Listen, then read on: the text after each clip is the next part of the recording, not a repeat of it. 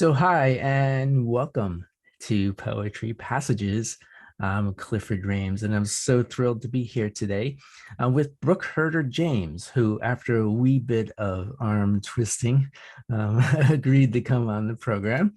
Hi, Brooke. Hi.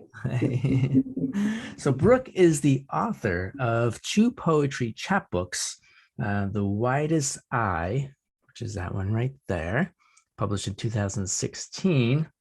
And then Spring Took the Long Way Around, which is that one right there, published in 2019. And as you can see, I've spent a bit of time with that one. And she's also the author of a prose poetry photography collection called Postcards from Montana. Beautiful book. And a children's book called Why Did the Farmer Cross the Road?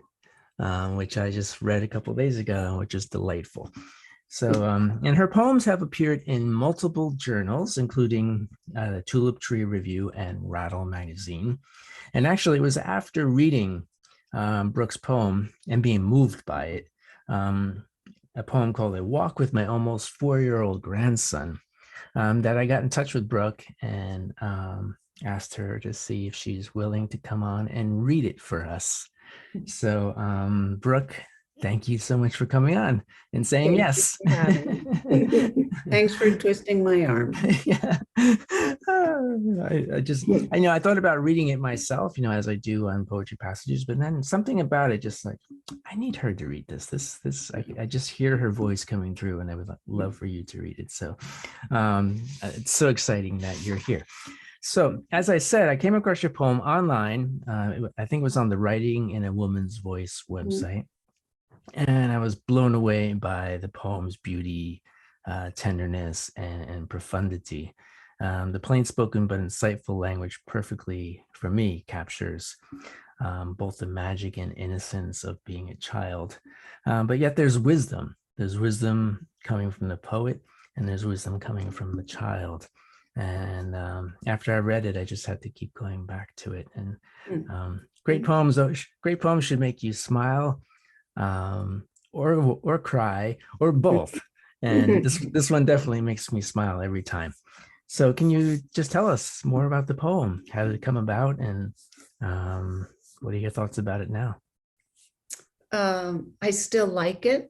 That's always a good sign. That's a good sign, right? Yeah.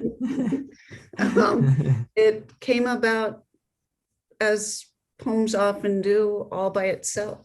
It just arrived. Just popped out. Almost in its entirety. Wow. So that was kind of a surprise. But as you can probably tell, it came after a real walk with my real almost 4-year-old grandson. In which I was sort of overwhelmed by his generosity with me, with my not knowing anything about anything, and that was okay. So it came about very organically and didn't require a whole lot of tweaking, which isn't always the case.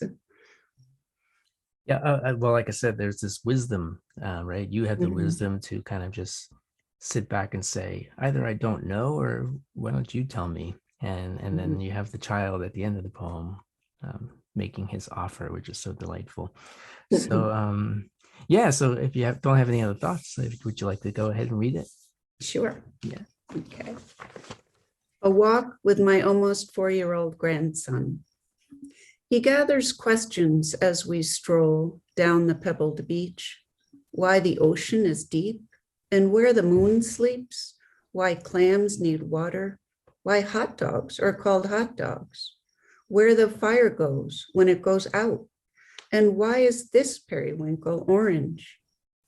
He doesn't seem to mind my "I'm not sure" as he plops treasure after treasure into his red plastic pail. Later, as he arranges them on a blue-striped beach towel, a seaside display he calls his museum, he waives the mussel shell entrance fee, promising he will teach me about everything for free. Hey, I love it. Thank you. As I said, it always makes me smile. Thank you. So, how old is your grandson now? Well, he will be 5 in October. 5 in October. So this was a year ago. So is he still stumping you with questions? Oh, and then some. And then some, right? Right. So maybe more poems to come. Right. And now they're getting a lot more difficult. Now they're about dinosaurs, and that's way out of Dinosaurs. my Out of your memory league. bank. Oh, wonderful. So you have a new book coming out in October, I correct? do. Yeah. Will this poem be in the book or no? It will not. It's not. So I'm just gonna have to get another book out. You'll just have to soon. do another book after Slip that. this one in. Yeah. Well, tell us about the new book. When can we expect that? It's entitled Bramble. I have a little postcard. Oh, Pull it back. no. Yeah. Pull it back. There we go. There. Nice. Bramble. It's coming out in October, Okay. and it's kind of, as the title suggests, a little bit of sweetness and a little bit of thorn and kind of a tangle. So I'm really excited about the cover. Yeah, I hope the poems live up to the cover. Cover is beautiful, and I love the word bramble. It just I do too. It's hard to describe what bramble actually is, but like you said, it's a mixture of sweet fruit and thorny thorns, and like a raspberry bush or a blackberry bush is a bramble. Yeah. I have this sense that where I grew up was there was a lot of manicured lawn, but at the edge of that was the bramble. Mm-hmm. And that's really where I grew up, was in that tangle. Excellent. So, yeah. Great. Well, we look forward to that. That's coming out, as you said, in October, and it's Finishing Line Press, correct? Yes, it is. Thank you. Right. Well, so I'll put a link to Brooke's website at the bottom of the info here, and you can look at that and watch for her new book in October.